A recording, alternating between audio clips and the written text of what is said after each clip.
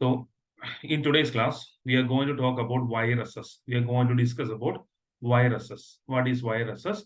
What are the importance of viruses and all, and a few aspects of viruses that we are going to discuss today. So, viruses, you may be knowing about viruses. I hope you all are remembering about coronavirus, right? Coronavirus. That was the we were having lockdown and all everything because of this deadly virus corona. A number of persons were died because of this particular disease. Anyhow, we are in the after corona stage now, right? Okay. So when we were looking into the coronavirus, frequently we were hearing different terms, right? There were Delta variant, there were Omicron variant. In that manner, number of variants were there, isn't it? Okay. So we are going to discuss about why, in the case of viruses, the evolution is taking place very fast, and several other aspects also that we can discuss in this chapter. Okay. Viruses called bacteriophages, they can infect and set in motion a genetic takeover of bacteria such as Escherichia coli. So Escherichia coli, that is a bacteria, right? E. coli is a bacteria. E. coli is a bacteria. So, this is a bacteria. Suppose it is a bacteria. It is a bacteria. And the bacteria is having its own genetic material. Suppose it is having DNA, its genetic material. So when a bacteriophage is coming, suppose it is the bacteriophage, okay, this is a bacteriophage. When the bacteriophage is attacking a bacteria, what is a bacteriophage? Bacteriophage is a virus which can attack bacteria. So when a bacteriophage is attacking a bacteria, whenever a bacteriophage is attacking a bacteria, what the bacteriophage is doing, bacteriophage is taking over the genetic taking over. Bacteriophage is taking, suppose in another manner we can tell, the bacteriophage in each and every organism, all the characteristics of that organism is controlled by its genetic material, right? That is its DNA. Whether it is DNA organism or RNA organism, the genetic material is a chemical substance that is present in that organism's body that is responsible for determining all the external and internal features of that organism or all the characteristics of that organism, right? So when a bacteriophage is attacking a bacteria, when a bacteriophage or a virus is attacking a bacteria, what will happen, The virus will take over the control of the bacterial cell. How a virus can take over, or how a virus can control the activities of a bacterial cell or the characteristics of a bacterial cell, there is a particular genetic takeover will occur. There is a genetic takeover. So that point is very clear. Viruses called bacteriophages can infect and set in motion a genetic takeover in bacteria. So the genetic material of the bacteria will be controlled by the virus. After the attack of this virus, the genetic material of the DNA, the genetic material of this particular bacteria will be under the control of these viruses. Clear? So looking into the next point, viruses led a kind of borrowed life. They are having a kind of borrowed life that is between life forms and chemicals. Actually, a virus, if you are looking into a virus, suppose if you are looking into a virus, suppose it is a virus, okay? This is a virus. If a virus, what is present in a virus body, a virus will be containing its genetic material. A virus will be having its own genetic material, and also a protein code will be there. A virus is only having a genetic material and a protein code. Okay. When you are simply seeing a bacteria, suppose in this screen there is a virus, okay? So when you are simply seeing a virus, if whether the virus is living or non-living, simply you can tell the virus is non-living. The virus will show the living condition, or whenever the virus is showing its living form, if the virus is present in any other organism's body.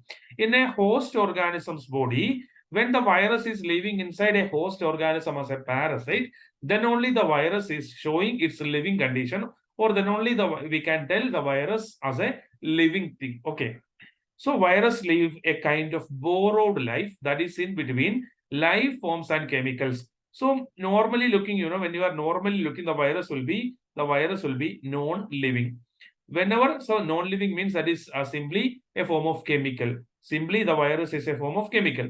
Whenever it is entering inside the body of a host organism, then they will show what? Then they will show Whenever the virus is entering into host organism, then what will happen? The virus will show living condition, or the virus is living only when it is present. It is present inside the host organism. Looking into the third point, the origin of molecular biology lie in early studies of viruses that infect bacteria. So, the origin of molecular biology, the study of molecular biology itself. Very well what is molecular biology. We are studying about the molecular basis of inheritance and all, right? So, hello? Please mute yourselves. Okay. So,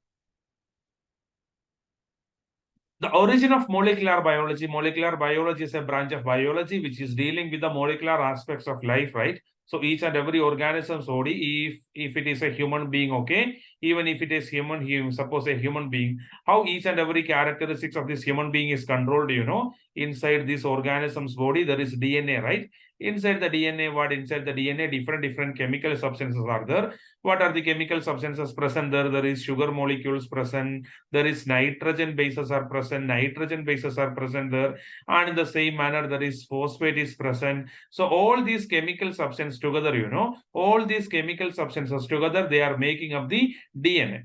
So this DNA, this DNA only is responsible for what? This DNA is responsible for controlling all the characteristics of a particular human being, not only in the case of human being, but also in the case of all organisms which is contained in DNA. The external and internal feature of that organism, or the phenotype of that organism, is determined by these chemical substances present inside the DNA. So that is a molecular biology. Study about all these things, study about all these things is coming under the branch which is known as molecular biology. The origin of molecular biology, how the origin of molecular biology was happened, that is from the study of viruses that infect bacteria. Viruses that infect bacteria, that is normally known as bacteriophages. Bacteriophages are the bacteriophage. They are the bacteria which can attack viruses. Whether all the 3 points are clear in this slide? Yes, sir. Okay. So,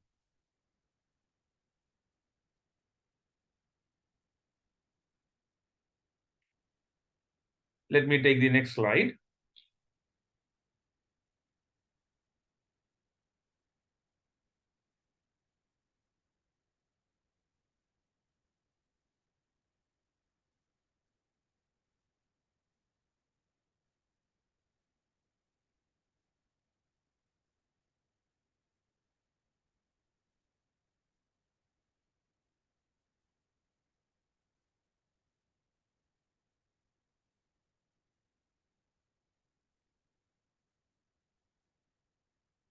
Whether this slide is changed or not? Yes, sir, it's changed, sir. Okay. It just went to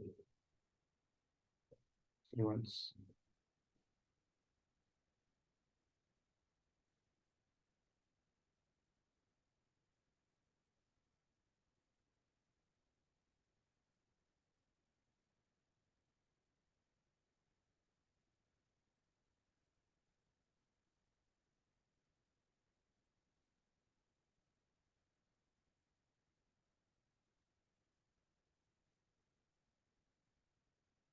What about now? Whether you are seeing it or not? No, sir, it's not presented. Oh.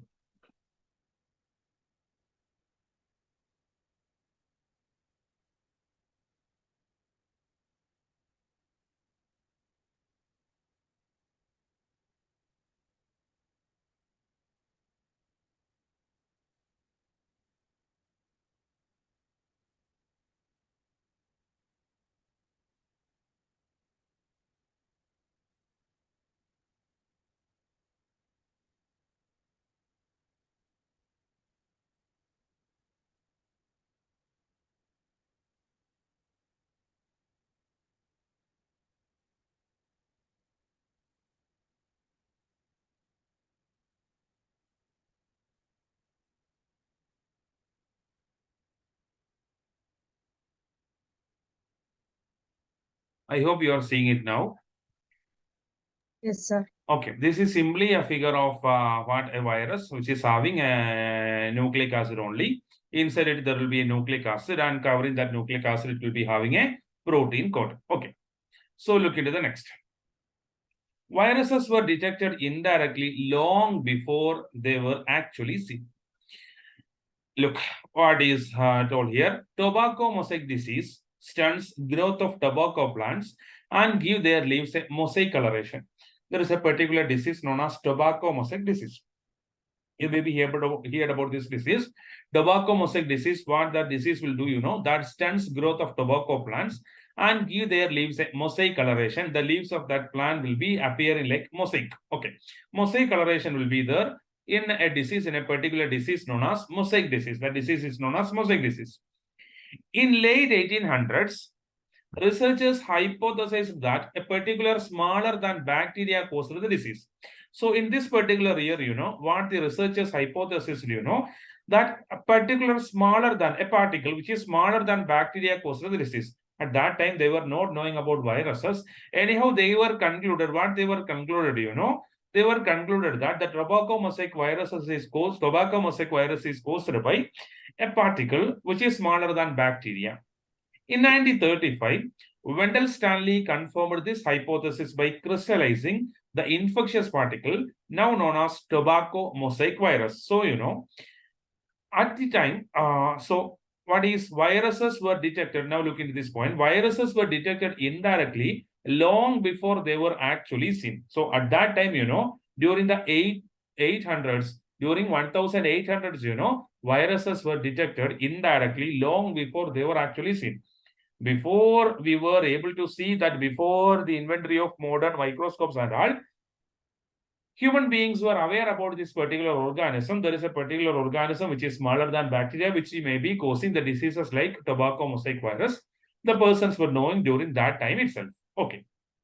So during the year 1935, Wendell Stanley is a scientist who confirmed this hypothesis. How he confirmed that hypothesis, you know, he done the crystallization of that infectious particle. Now that infectious particle is known as tobacco mosaic virus. That is known as tobacco mosaic virus. Okay, ready. So, tobacco mosaic virus, when we are talking about the tobacco mosaic virus, I am adding a point here. Tobacco mosaic virus is the organism, you know, by which we have proved that in particular organism, the RNA can also act as the genetic material. Normally we know that the genetic material in organism, genetic material is DNA. DNA is the good genetic material. We'll be talking like that. But in some organism, RNA is acting as a genetic material. In some organism only, RNA is acting as a genetic material. What is the normal duty of RNA? If I am asking the normal duty of RNA, RNA is used for the transfer of genetic information, right? Which is used for normally the transfer of genetic information.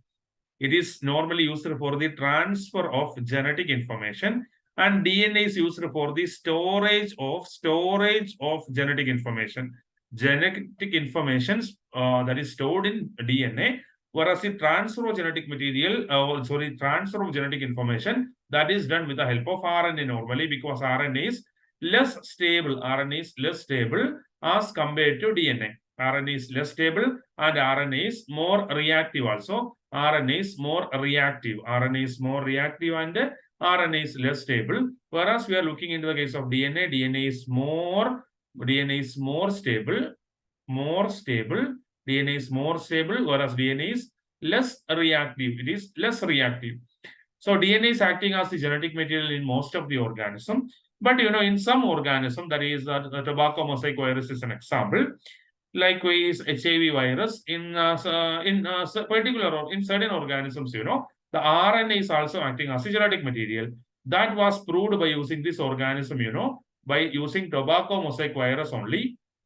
That is reconstitution experiment. That experiment is known as reconstitution experiment. Anyhow, by using tobacco mosaic virus only, that experiment was proved. Okay. So I hope this slide is also clear to you. It's all very basic things. So we are moving into the next slide.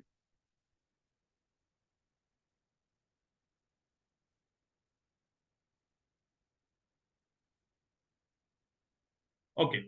So that crystallization, the crystallization that was conducted by this particular scientist, Wendell Stanley, what he has made, they extracted the sap from tobacco plant with the tobacco mosaic virus. So a tobacco mosaic virus, he got a tobacco mosaic virus, look into the plant. In the leaves of this plant, there is a mosaic coloration. What is mosaic? Maybe in your houses and all, the floors may be made up of mosaics, right? That is mosaic. A particular pattern will be in the floor. A particular pattern will be over the leaves. That is mosaic formation. So tobacco, what he has done, he extracted the sap from tobacco plants with the tobacco mosaic disease. And after that, he passed the sap through a porcelain filter known to trap bacteria. So what he has made after that, so all the bacterial particles, when it was filtered by using this particular filter, what was happened, all the bacteria were trapped here. So why they were conducting this experiment, they were conducting this experiment because they were having an assumption. What was their assumption? The tobacco mosaic virus, the particular disease, tobacco disease, it is caused by, tobacco disease is caused by, it is caused by whom it is causing? It is caused by an organism, an organism or particle organism that is lesser than bacteria, right? Lesser than bacteria or particle lesser than bacteria.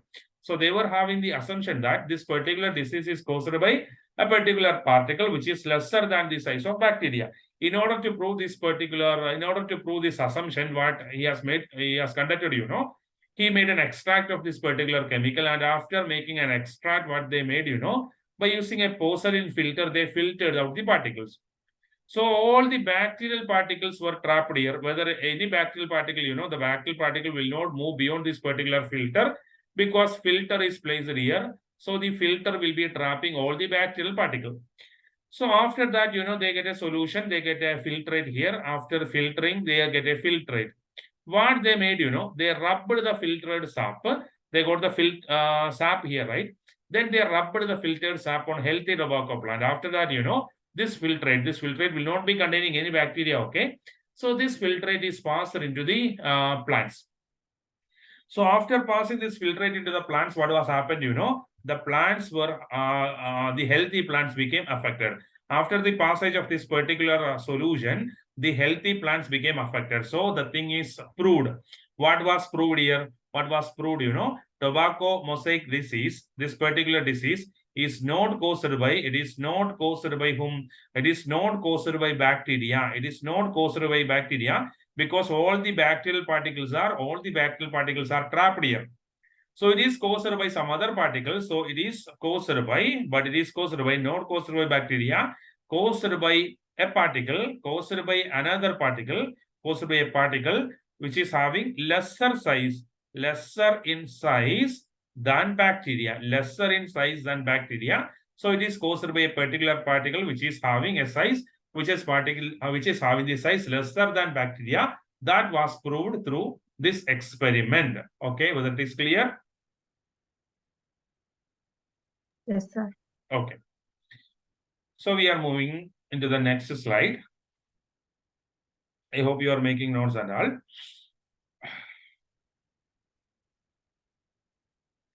So look here into the next slide, that is about the structure of viruses. Viruses are not cells.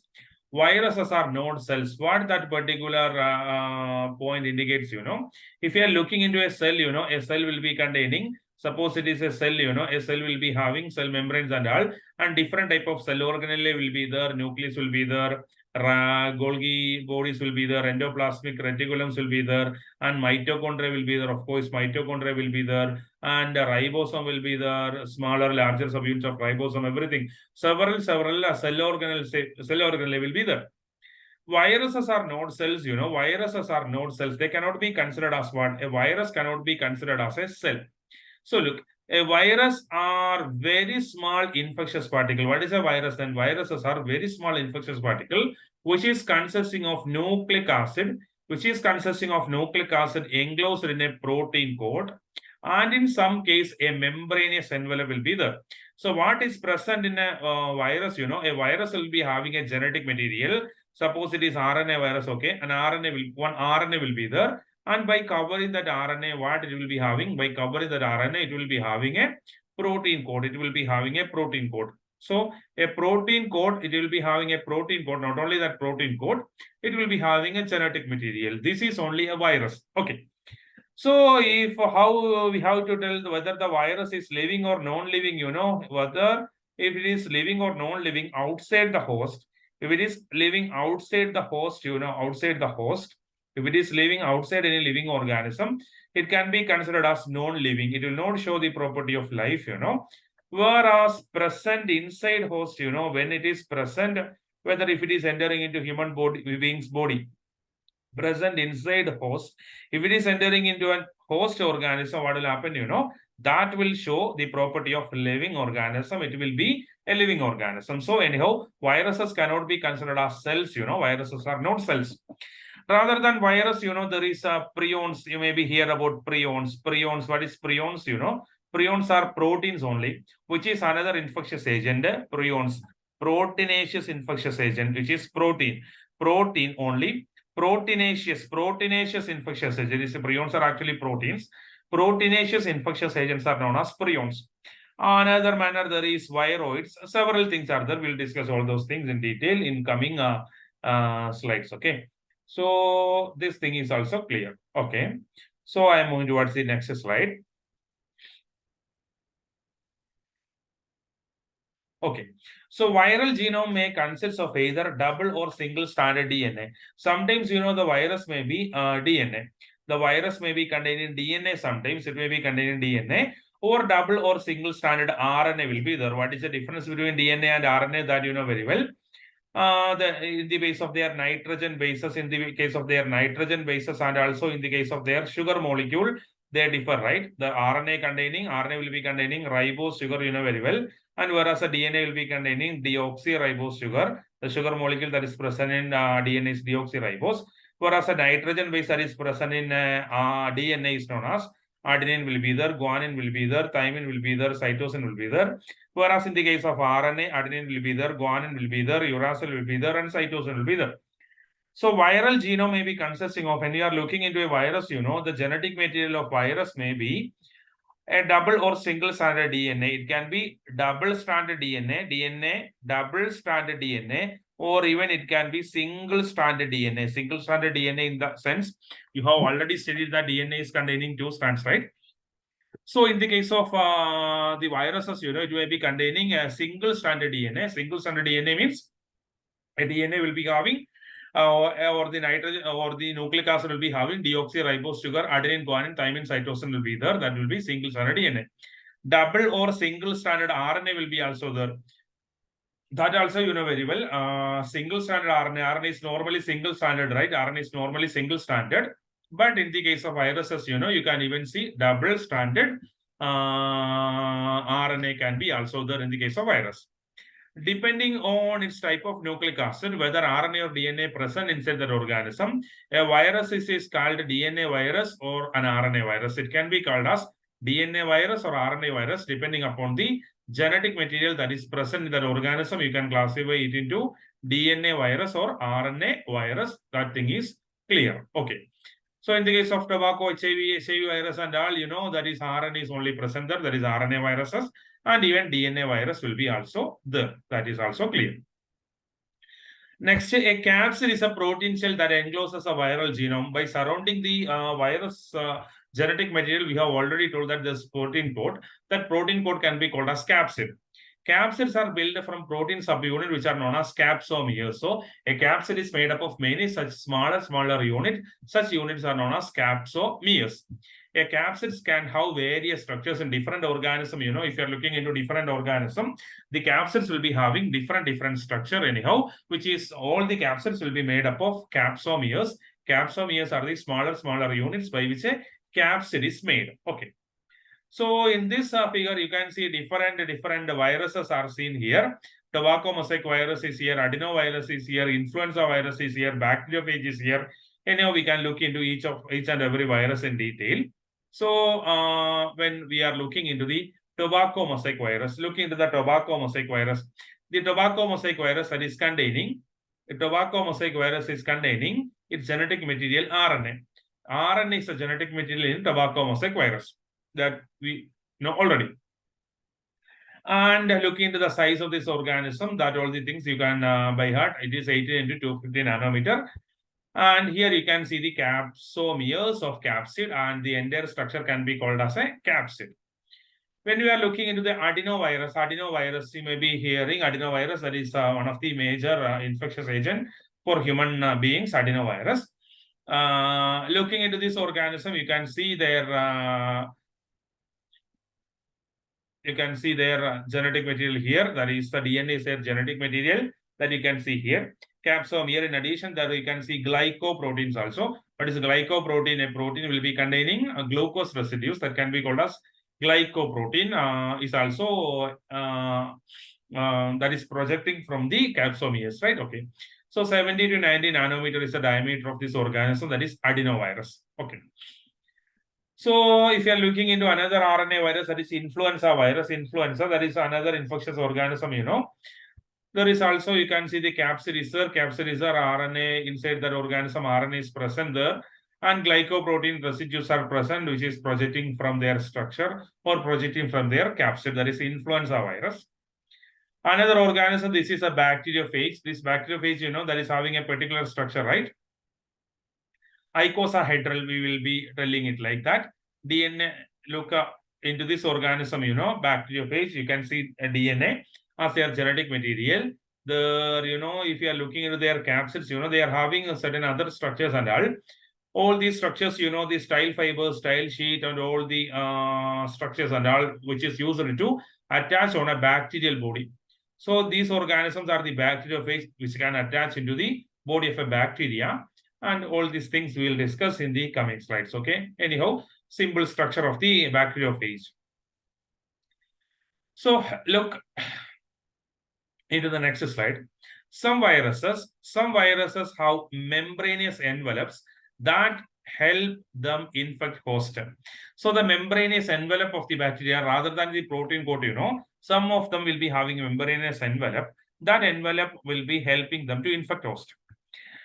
These viral envelopes surround the capsids of the influenza viruses and many other viruses found in animals. So the viruses which can affect animals, you know, the viruses which can affect animals, rather than their protein coat, they will be having what? They will be having one viral envelope also. That viral envelopes are helping this organism to attack the host. Viral envelopes which are derived from, look carefully, viral envelopes which are derived from host cells membrane, contain a combination of viral and host cell molecule. So this, you know, the viral envelope which are derived from the host cells membrane. So the viral envelope, that is a the point will be very clear when we are discussing about the multiplication of viruses. You know, a virus, how they are multiplying, you know, they are multiplying by using the genetic machinery of the host organism. After entering, suppose it is a host, okay, for example, it is a human cell. After entering into a host organism, by using the host organism's machinery only, the viruses are multiplying. So the viruses are multiplying by using the host cells machinery, right? So the viral envelope, you know, which are derived from the host cells membrane. So it will be derived from the host cells membrane. That point is also clear. Okay, we are moving. Sir. Yes, ask. Sir, second point, திரும்ப explain பண்ணுங்க sir.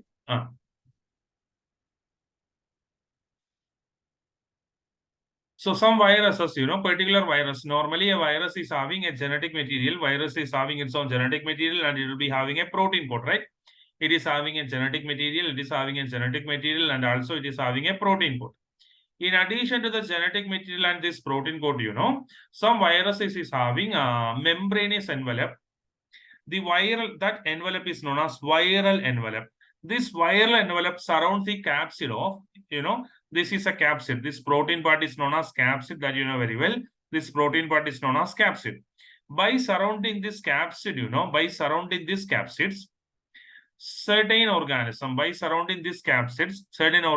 certain viruses, normally such viruses will be infecting animals. these viruses will be having an envelope in their body. This envelope can be called as viral envelope. This is a viral envelope, okay? This is viral envelope. This is a case of certain organism. The viral envelope, from where the viral envelope is produced, So suppose this virus is entered into an organism's body. This virus is entered into a human being's body, okay? This is a human being. Into the human being's body, this virus is entered. So inside the human body, this virus will multiply. So for the multiplication, the virus will be using the human's genetic machinery. So human genetic machinery, so they are using the genetic machinery of the human body. So what will happen, the envelope will be whenever the virus is entered into a human being's body, they will multiply inside the human being's body. So in order to multiply, they are required to produce more genetic material. They are required to produce more protein code. They are required to produce more viral envelope. Everything they have to produce.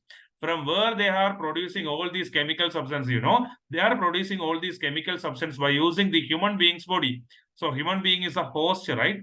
So viral envelope, which are derived from, so from where the viral envelope is deriving, that is derived from host cells membrane. So it is derived from the host cells membrane only. They contain a combination of viral and host cells molecule. So it will be present, the viral envelope will be containing the chemical substances of the host and also the chemical substances of the virus. Whether it is clear? Yes, sir. Thank you. Okay. So I am moving.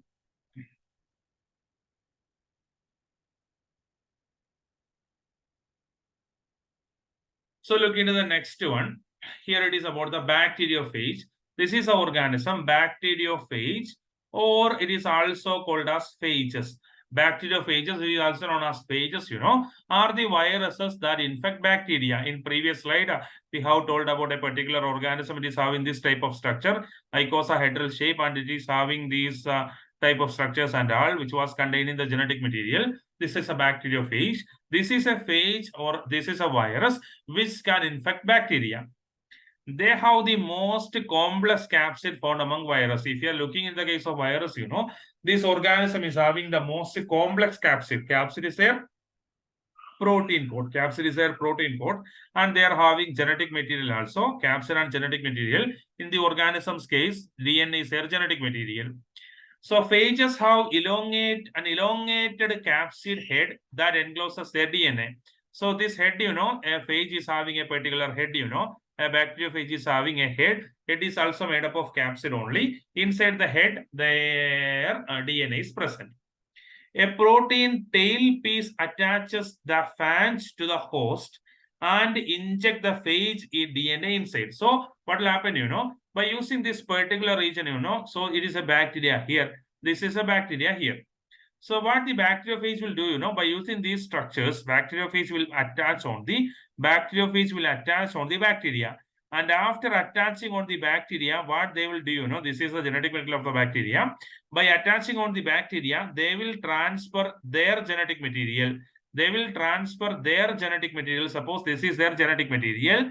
Through this way, they will transfer their genetic material into the bacteria's body. In this manner, they will transfer their genetic material into the host organism's body. This is a bacteriophage. Bacteriophage is an organism which can affect or which can infect a bacteria. That point is also clear. If there is any doubt, you have to ask me, okay? Okay. So next point, viruses are obligate intracellular parasite, which means that they can reproduce only within a host cell. I have already told that viruses, they are showing the property of a living organism whenever it is present inside the body of a living organism only, whenever it is present inside a host organism only. So viruses can be called as obligate intracellular parasite. Okay. Each virus has a host range, a limited number of host cells that it can infect. Each viruses will be having a host range also.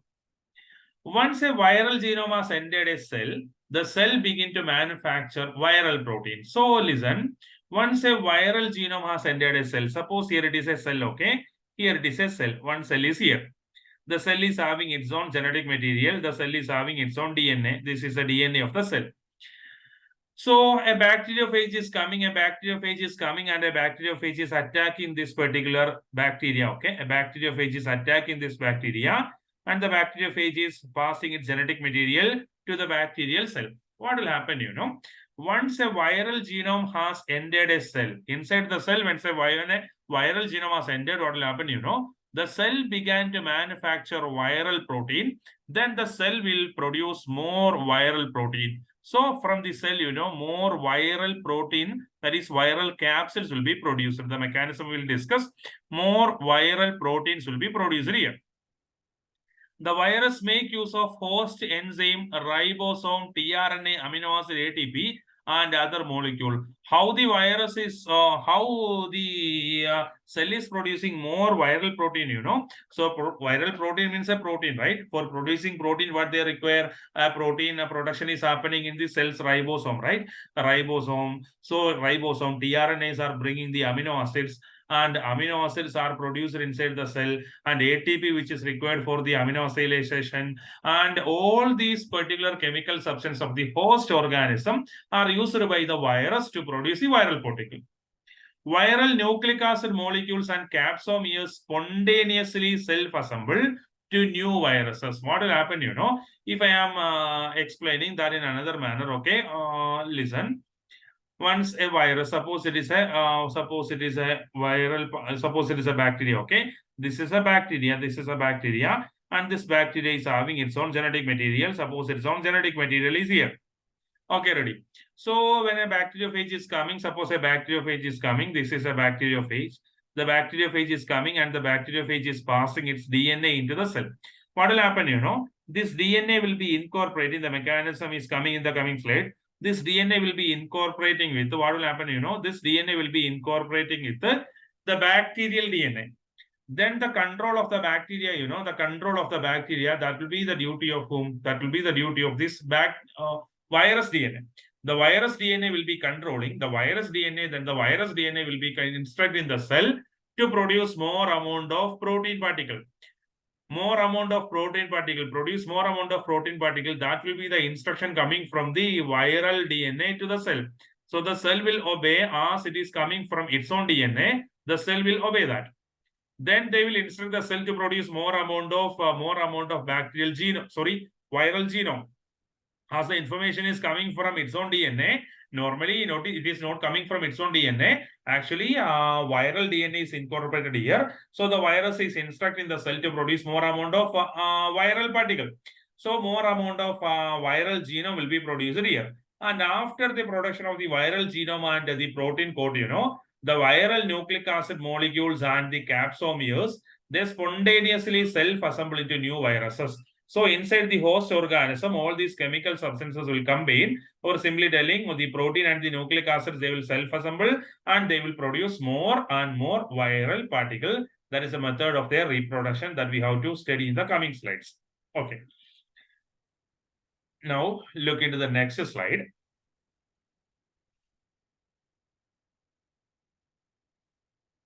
Here that is represented as a figure. Look. So what will happen? So first of all, the bacteria, here you can see the bacteria, here you can see the virus with its own genetic material. So first of all, the virus with its genetic material, that will be entering the cell. They will be entering the cell. After entering into the host cell, who is entering into the host cell? Only the genetic material is entering into the host cell. Not all the particles are, not all the particle means it is having what? It is having a membranous envelope may be there, and also a protein coat will be there. The protein coat, not the protein coat and the envelope, that is not, membranous envelope is not entering into the host cell. Only the DNA, or what is its genetic material, that is entering. Here it is the DNA. DNA is entering into the host cell. Then from the DNA, from the viral DNA, what will happen, from the viral DNA, there are two cases. From the viral DNA, first of all, the viral DNA will do replication. So more amount of viral DNA will be produced from there. And from the viral DNA, what will produce, from the viral DNA will be doing a transcription. Here it is, they are doing replication. Replication will be producing more amount of viral DNA. and they are doing the transcription also. When they are doing transcription, more amount of capsomeres will be produced, or capsid proteins are known as capsomeres. So whenever the capsomeres are produced there and the viral DNA is produced there, you know what will happen next? What will happen next? That is very simple. The self-assembly will occur. Self-assembly of whom? The self-assembly of new viral particle. And after the self-assembly, the self-assembly of the genetic material and the protein code, and they will produce new viral particle. And after that, the viral particles will be entering out of the cell. This is a mechanism of reproduction of virus when it is entering into a host cell's body. Okay, that is clear.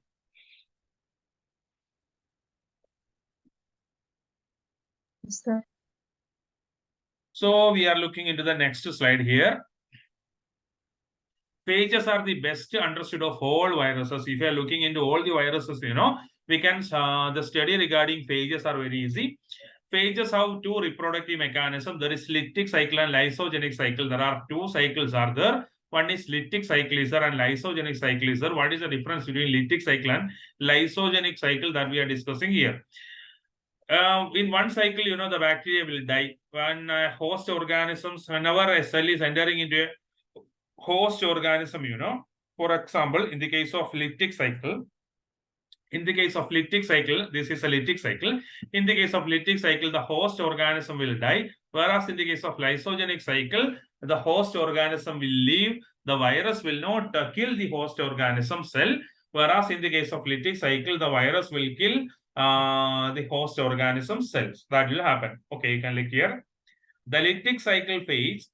The lytic cycle is a phage reproductive cycle. What is lytic cycle? You know, the lytic cycle is a phage reproductive cycle that culminate the death of the host cell. The host cell will die after the entry of the virus. The lytic cycle produces new phages and digests the host cell wall, releasing the progeny virus. After producing all the virus cells from there, you know, after producing all the virus cell, what will happen, you know, they will digest the cell wall. The cell wall will be digested and the viral particles will be released out. A phage that reproduces only by lytic cycle is called a virulent phage. A phage that reproduces only by lytic cycle, that can be called as a virulent phage. That is a virulent phage. Bacteria have defense against phages, including restriction enzymes that recognize and cut up certain phages DNA. So, you know, inside the bacteria, so we have what we are talking about, the entry of the viral particle into bacteria only. So the bacteria, you know, the bacteria rather to kill, in order to kill the virus particle that is entering into the cell, you know, the bacteria is containing, some bacteria may be containing restriction enzyme. What is the duty of restriction enzyme that you have studied in your molecular biology?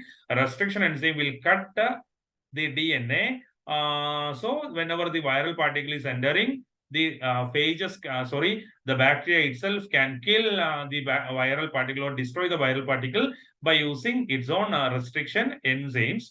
So such mechanism is also present in bacterial body. Anyhow, looking into the next slide. So here you can see the attachment. A phage is coming. A phage is coming and it is attaching on a bacteria. This is a bacteria, okay? And this is the DNA of the bacteria. Circular DNA is here. And here it is a phage. A phage is coming and attaching on a bacteria. What will happen next? Entry of phage DNA and degradation of host DNA. So the phage DNA, the bacterial DNA is the viral DNA is entering into the bacterial body. And after entering, what they are doing, you know, they are destroying the host DNA. The host DNA is getting digested. And after they are doing the synthesis of viral genome and viral particles. So whenever the DNA of the bacterial cell is destroyed, then only the viral DNA is remains there. The viral DNA will instruct the cell to produce more viral particle and more viral particle in the sense, more genome and more protein code synthesis. They will instruct the cell to produce all those things. And after that, they will do their assembly. And after the assembly, what they will do after their assembly means there will be tail fibers will be there, tail will be there, head will be there. All the particles together they assemble and they produce a new virus. And after that, they will release out. They will rupture the bacteria and they will be releasing out This is the one cycle. This cycle is known as the lytic cycle. This is a first type of cycle. That is a lytic cycle.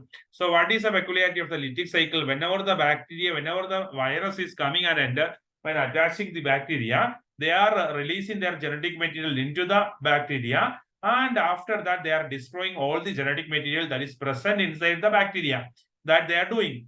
Then the control of the cell, that is or the control of the cell is now in the hand of the viral DNA, and the viral DNA will instruct the cell to produce more viral particle. At the end, they will be assembling together, they will be rupturing the DNA bacterial cell, and they will be releasing out that will result culminate in the death of the bacteria. Look at the second cycle, the lysogenic cycle. What is a lysogenic cycle? The lysogenic cycle replicates the phage genome without destroying the host. There will not be any issue to the host. The bacteria, even after the entry of the phage DNA, the bacteria will not die. Bacteria will still survive. Or even any host organism or any host cell, that cell will survive. The viral DNA molecule is incorporated into the host cell's chromosome. The viral DNA molecule is incorporated into the host cell's chromosome. What they are doing, they are doing, okay, in coming slides, we'll discuss that. This, suppose, okay, I can explain here. It is a DNA. The DNA, when the DNA which is coming from the virus, that will be attaching with, that will be incorporating into the bacterial DNA that is happening here. This integrated viral DNA is known as prophage. The integrated viral DNA, that you can call it as prophage. It can be called as a prophage. Every time the host divides, so after this, what will happen? Whenever the bacteria divides into two, so the DNA will replicate, right? So the viral DNA will also replicate along with this, right? The viral DNA will also replicate. So every time the host divides, it copies the phage DNA and passes the copies to daughter cells. So, whenever a bacteria is infected with this particular type of virus, that will pass as a genetic material of the viruses into the successive generation also, into the daughter cells also. So now we are looking into the lysogenic cycle in details. Look here, lysogenic cycle. An environmental signal can trigger the virus genome to exit the bacterial chromosome and switch to lytic mode. Look that carefully. Look into this point. We are talking about the lysogenic cycle. Anyhow, an environmental signal can trigger the virus genome to exit the bacterial chromosome and switch to lytic mode. What is that term indicate? So here, if you are looking, this is a bacteria. A bacteriophage is coming. Bacteriophage is attaching. Here it is a DNA of the bacteria. The bacteriophage is having its own DNA that is incorporated into where? That is incorporated into the bacterial DNA. It was known as prophage, right? It was known as prophage. So in the succeeding generation, when the bacteria multiplies, the bacteria will multiply its DNA also. So that DNA will be containing whom? The DNA will be containing the DNA of the virus also. Okay. So, in this manner, when it is going through in this manner, a particular environmental signal can trigger the virus, to exit the bacterial chromosome. So, in certain environmental signal, they cause what, the viral particle, the viral DNA, that will exit from the bacterial chromosome, and they will do the lytic cycle. What they will do? They will destroy the bacterial chromosome. Then they will multiply inside this, and they will destroy, they will disrupt, or they will digest the bacterial cell wall, and the viral particles will be released out. Phages that use both the lytic and lysogenic cycles are called temperate phages. Such phages can be called as temperate phages. So the certain bacteriophages are showing lytic cycle. Some other ones are showing lysogenic cycle. In particular case, if it is showing both lytic and lysogenic cycle, you can call them as temperate phages. Such phages can be called as temperate phages. That thing is also clear for you. Okay.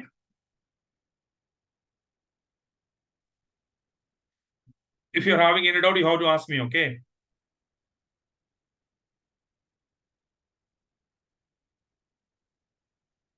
You are here, right? Yes, sir. Okay. So look here. What is happening? I am explaining the cycle by using this diagram. A phase is here. So a phase DNA will be here and it is attaching into the bacteria. So after attaching into the bacteria, it is passing its genetic material. Listen here, it is passing its genetic material into the bacteria.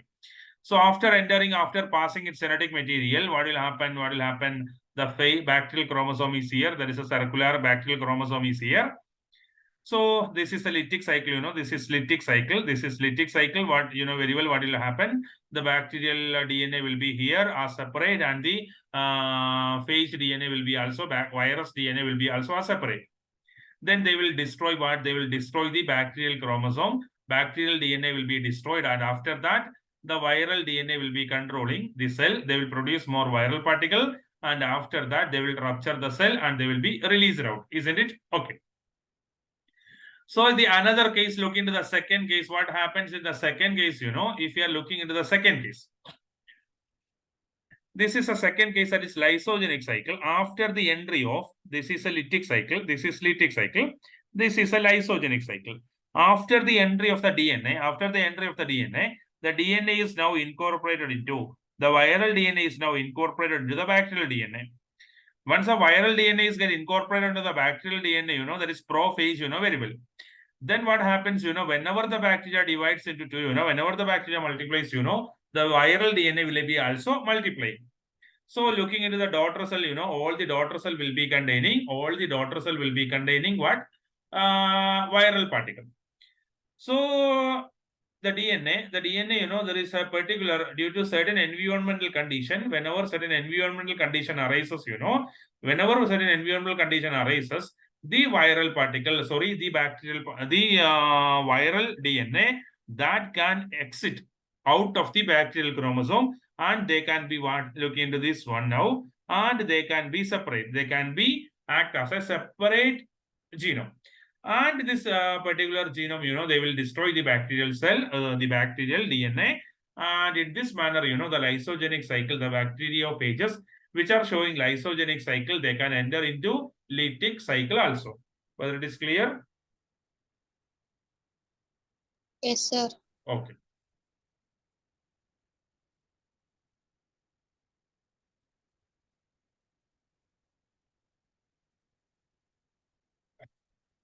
There are two key variables used to classify viruses that infect animals: DNA viruses, RNA viruses, single-stranded or double-stranded viruses. You can classify the viruses in this manner, whether it is containing DNA or whether it is containing RNA, or also whether it is single-stranded or double-stranded. You can classify the viruses in this manner. Look into the next slide. You can see the list of double-stranded DNA viruses and single-stranded DNA and RNA viruses. Everything is represented here. Look. So single-stranded DNA viruses. So here it is the double-stranded DNA viruses. You can see the double-stranded DNA viruses here. There is adenoviruses, there is papoviruses, there is herp viruses, and there is poxoviruses. All these viruses are double-stranded DNA viruses.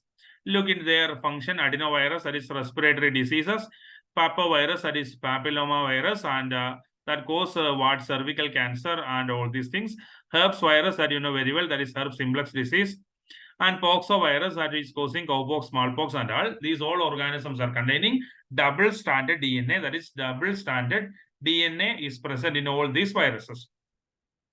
Single-stranded DNA is present in the case of parvovirus. That is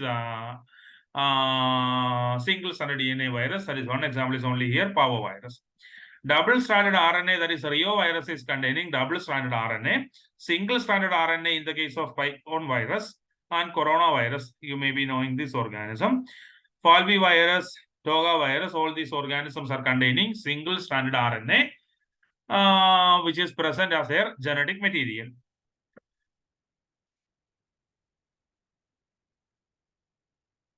So looking here, it is single-stranded RNA, which serve as mRNA. This single-stranded RNA, they serve as mRNA. mRNA, they are serving as mRNA means, from the genetic material directly they can produce protein. Look in the case of these organism, you know, orthomyxovirus, paramyxovirus, and all these organisms, that is single-stranded RNA, but it is acting as a template for mRNA synthesis. So what is the difference? You know, in this organism, the RNA directly can produce protein, but in this organism, this RNA, they will produce another RNA. From that RNA only protein will be coming.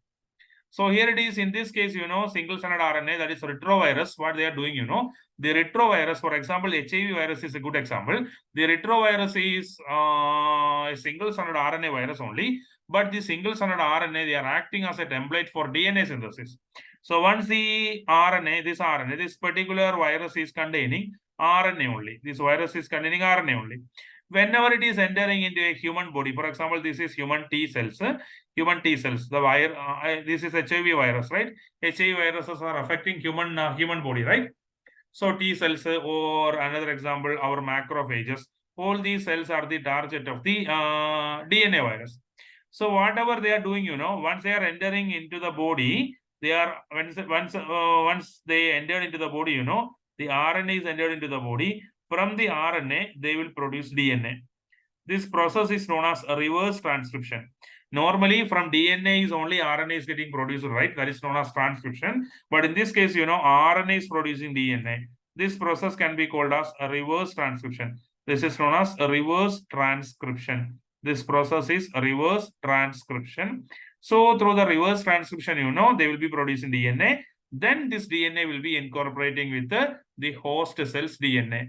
This is a mechanism in this case. So we have discussed about different type of organism, different type of viruses. Double-stranded DNA viruses is there. Single-stranded DNA virus is there. Double-stranded RNA virus is there. In the single-stranded RNA virus, some viruses are directly coding for protein, and some are producing mRNA. Then only they are producing protein. And in this case, you know, the RNA is coding for or RNA is acting as a template for producing DNA. That is in the case of HIV, and that process can be called as a reverse transcription. You know, as according to the central dogma of molecular biology, you know very well, DNA will be doing its copying, that is known as replication. DNA from DNA, mRNA is producing, that is a normal method, and mRNA will be producing protein, right? mRNA is producing protein. So DNA is producing mRNA is known as transcription. This is known as transcription, and RNA is producing protein is known as translation, right? It is known as translation. And if you are looking in this case, you know, RNA is producing DNA. That process can be called as a reverse transcription. So you can very well see the reverse transcription in the case of HIV virus. Okay, that thing is very clear. Okay, now we are moving towards the next slide. Sir, Ask me. Sir 51ல வந்துட்டு single standard RNA வந்துட்டு டெம்ப்ளேட்டா act ஆகும்னு பார்த்தோம்லங்க sir. In this case, you know, the single stranded RNA, in the fourth case, the single stranded RNA, Oh, you know, if you are looking into a genetic material, you know, the property of a genetic material. What are the properties of genetic material? A genetic material should be stable. First one, genetic material should be stable. And the second thing, genetic material should be mutable. There should be small changes occurring by time.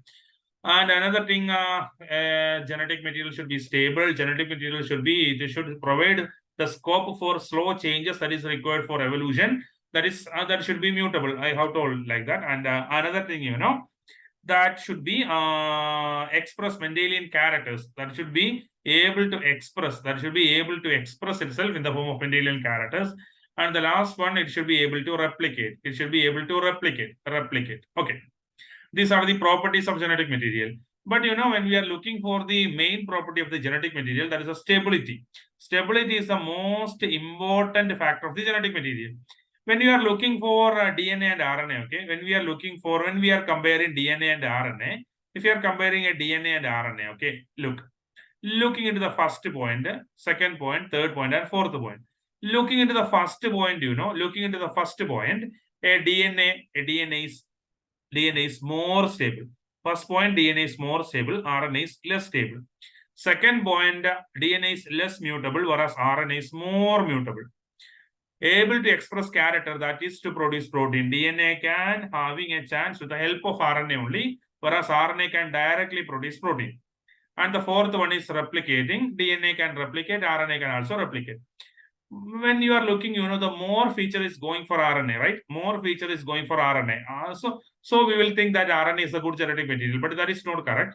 RNA is not good genetic material. DNA is a good genetic material because we are considering the stability as the most important factor of the genetic material. That's why we are selecting DNA as the genetic material. So whenever an organism is present, whenever an organism is present, that organism is having a DNA, okay? That organism is having a DNA. The DNA will not take part in any reaction. The DNA will be stable. It will not take part in any reaction. Whenever it has to produce a protein, whenever it has to produce a protein, it will seek the help of whom? It will seek the help of RNA. So RNA only take part in reaction to produce protein. Okay. So that point is clear. Now look into this thing, the difference between fourth and fifth, In this case, in the fourth case, this is a genetic material. That genetic material directly produce protein. Genetic material directly producing protein means that is directly involving in reaction. Whereas in this case, the genetic material that is not directly involving in reaction, first of all, they produce RNA, then only they will produce protein. Then only this is RNA, then they will produce, this is RNA, that RNA will produce mRNA first, then only this mRNA will be taking part in reaction. The difference between these two cases, here it is directly reactive, whereas this is not reactive. So this case, if you are looking into this case, this genetic material will be more stable. Whether you are getting me? The genetic material will be more stable in the case of this organism, which is producing a mRNA. Then only if that is producing protein, the genetic material will be more stable. It will be more stable. It will be less reactive. Whereas in this case, in the fourth case, as it is directly producing protein, it is reactive. The property of a genetic material should be stable and it should be less reactive. So if you are comparing these two organisms, in this organism, genetic material is weak. That is highly reactive. So that is clear?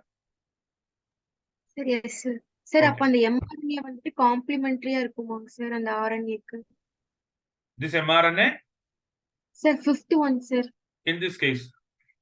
Yes, sir. If you're looking into this case, the RNA will be the RNA that will be producing its copy. That's all. Okay, sir. Okay? Okay, sir. Thank you. Okay.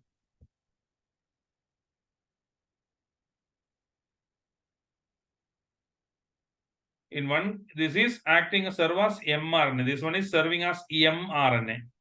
This RNA is serving as mRNA, whereas this one is acting as the template for mRNA synthesis. This RNA is not mRNA, whereas this RNA is mRNA. I hope that makes sense. Clear, right? Yes, sir. Okay.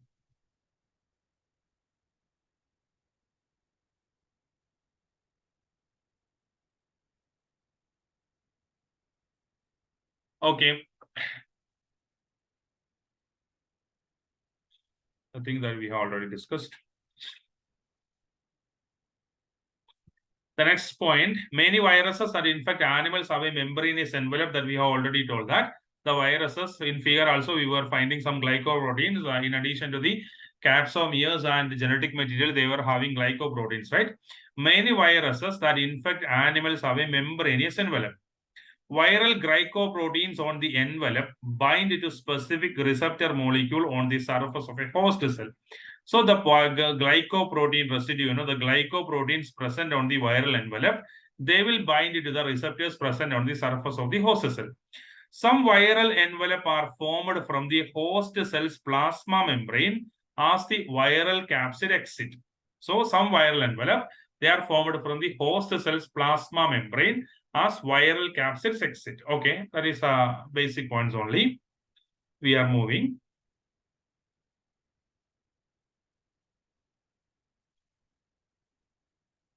Other viral membranes from the host other viral membranes form from the host nuclear envelope and are then replaced by an envelope made from the Golgi apparatus membrane. So here we are talking about the viral envelope.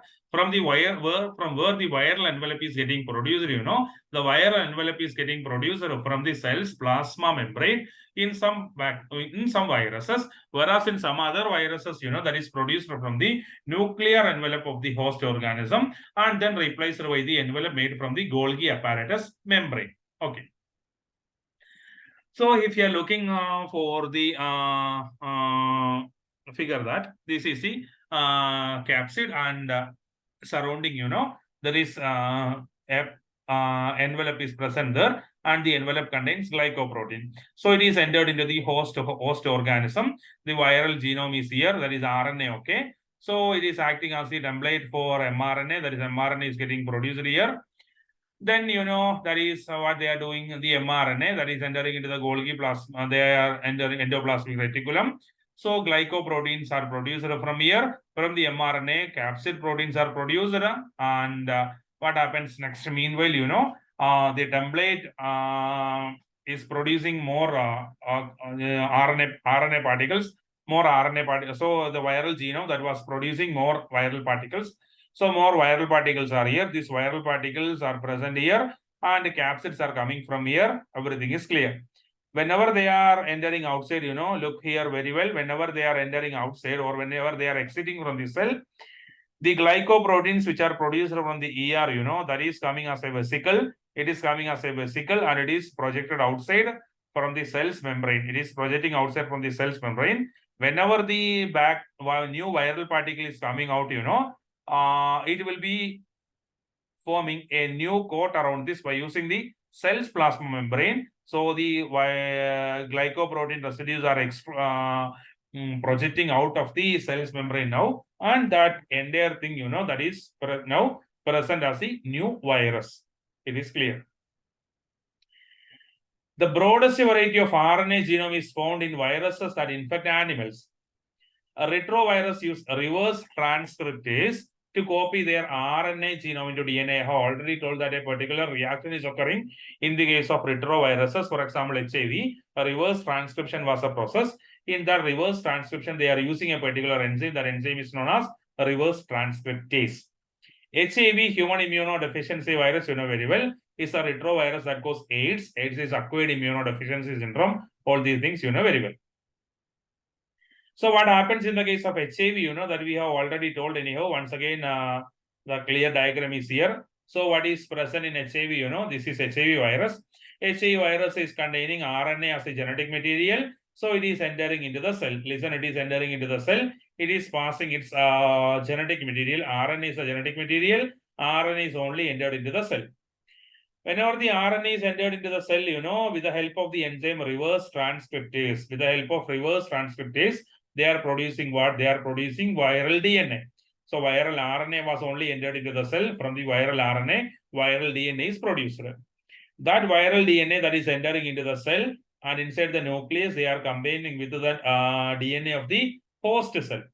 After entering into the host cell, now they are instructing the host cell to produce more viral RNA. So more viral RNA is produced here. New viral RNA molecules are produced. And more protein code will be produced from the RNA. From the RNA, the envelope will be produced. Not only the envelope, but also what will be produced, but also the capsomeres will be also produced. The capsomeres, they will combine, they will cover the viral RNA. Then a new viral particle is produced now. Meanwhile, the reaction happened. What was the reaction? Very well. The capsule will be coming from the endoplasmic. This is endoplasmic reticulum. From here, the vesicles are coming. The vesicles will be combining with the plasma membrane. So the glycoprotein residues are protruding outside. And after that, whenever the viral particle is exiting out of the cell, this will be present as the envelope here. So the new virus is exiting out. Clear, right? Okay.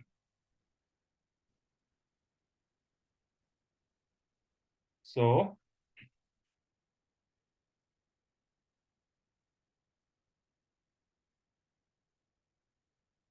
the same figure once again. The enzyme used here is reverse transcriptase. That is the photographical image of the HIV organism that is entering into the cell, one of the deadly organism for HIV. Antiretroviral drugs are available, but they are only partially effective. They can only prolong the life of the patient. Once the HIV entered into a human being's body, then there is no escape from the disease, that you know very well. And should not be panic. We are having certain remedies. Prevention is better than cure, right? Okay, ready. So here, if you are looking, you know, HIV organism that is entering into a macrophage.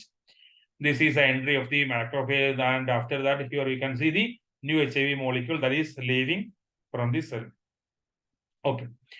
The viral DNA that is integrated into the host genome is called a provirus.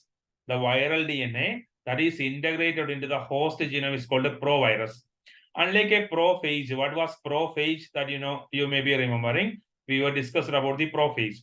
The viral DNA that is integrated into the host genome is called provirus, that is integrated. Unlike prophage, a provirus remains a permanent resident of the host cell.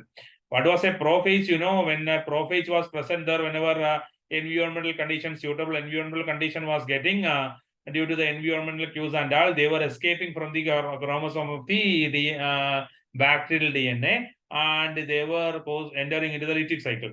But in the case of provirus, you know, they will be remaining as a permanent resident of the host cell. The host's RNA polymerase transcribe the proviral DNA into RNA molecule. The host RNA polymerase transcribes the proviral DNA. Provirus means that is already incorporated with the DNA, and they became as a resident of that DNA. The RNA molecule function both as mRNA for synthesis of viral protein and as genome for new virus particles released from the cell. That is in the case of provirus. Okay. Provirus, you know very well what is the difference between a provirus and a prophage. Okay, ready.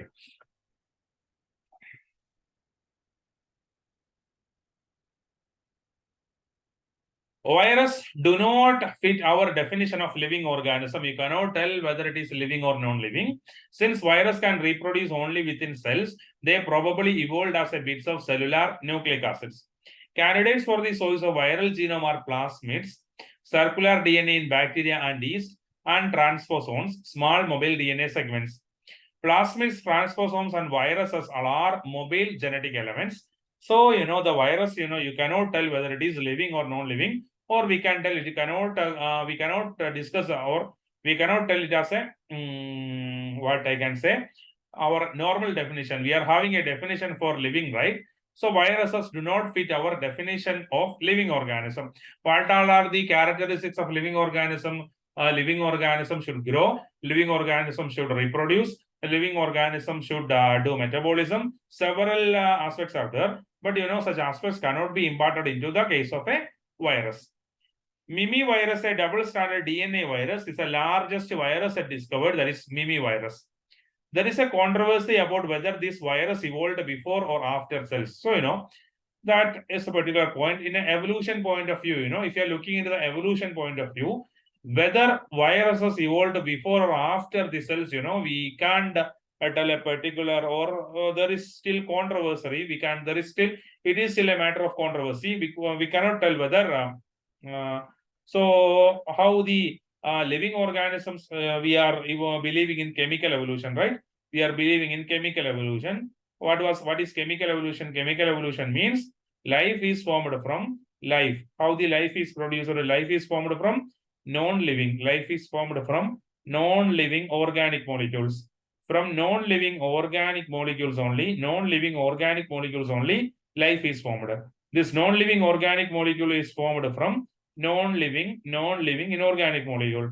Non-living inorganic molecule. So in previous earth, you know, when we are discussing about evolution and all, we will discuss all these things in detail. In non-living inorganic molecule, what are the non-living inorganic molecules such as ammonia, non-living inorganic molecules like methane, hydrogen, H2O in the form of vapor? Certain chemical substances were present in previous earth. All these chemical substances were combined to produce different organic molecule in the previous earth. The previous earth means primitive earth. So they produced proteins. This non-living or inorganic molecule, they produce proteins. They produced not only protein, they produced nucleic acid, they produced nucleic acids, they produced lipids. So different type of chemical substances are produced. All these chemical substances combine together to form life. This is a chemical evolution that we are believing. It is proposed by Oparin of Russia and Haldane of England and proved by Urey and Miller. These things very well. Okay. So, whether the first form of life, the first form of life, we are believing that the first form of life, that is the first form of life will be non-cellular form, right? It will be non-cellular form. So the non-cellular form approximately, which was formed approximately 3 billion years ago, the non-cellular form of life, we are believing it as the aggregates of giant molecules, aggregates of giant molecules. That means polysaccharides, very, very bigger molecules like polysaccharides, proteins, all these things combine together and produce a larger molecule. This was the first non-cellular form of life. From the non-cellular form of life, the cellular form was formed. So this is our belief regarding the evolution. So where we have to incorporate the virus, that is still a question. Whether it is formed in between or whether it was formed after the formation of cell, we still don't know. Some scientists are believing that viruses are a connecting between living and non-living. Viruses are a connecting link. You know what is a connecting link? In a stage in between two organisms, that is known as connecting link. You might be remembering about Archaeopteryx. Archaeopteryx is a connecting link between birds and reptiles. Coelacanth, that is a connecting link between fishes and amphibians. Likewise, in between living and non-living, some scientists are believing that the virus as a organism acting as the genetic material in between two organisms. Okay. Anyhow, it is not clear whether it was formed after the formation of cell or before the formation of cell. It is still controversy. Okay, that point is also clear. Whether it is clear? Yes, sir. Okay. Diseases caused by virus infection attack humans, agricultural crops, and livestock worldwide. Smaller, less complex entities called viroids and prions. I have told in earlier slides, prions are there. Prions are proteinaceous infectious agents. Viroids and prions, they are smaller than viruses in size and also cause disease in plants and animals, respectively. Viruses may damage or kill cells by causing the release of hydrolytic enzyme from lysosomes. Some virus cause infected cells to produce toxins that lead to disease symptoms. Other have envelope protein that are toxic. So how after entering into the body, how the virus is causing the symptom of a particular symptom of that disease, some viruses, they will be instructing the cell to produce toxin. That toxins will be showing the symptom of the disease. Some other virus that what they are doing, the envelope that is containing the glycoprotein that is present in that virus, that may be toxic to human being. So what is vaccines now? Vaccines are harmless derivative of pathogenic microbes that stimulate the immune system to mount defense against the actual pathogen. So in vaccination, what we are actually giving, in vaccination, we will be providing the dead, live or attenuated microorganism. We will actually capture that organism. After getting that organism, we will kill or we will attenuate. Attenuate means partially die that partially kill that organism. And after that, we will inject that organism into human being's body. So the human defense system, they produce antibody against that organism. And even after a real organism enters into the body, we will not have the disease. That is vaccine. Probably you have took vaccine for corona. Vaccine can prevent certain viral illness. Viral infections cannot be treated by antibiotics.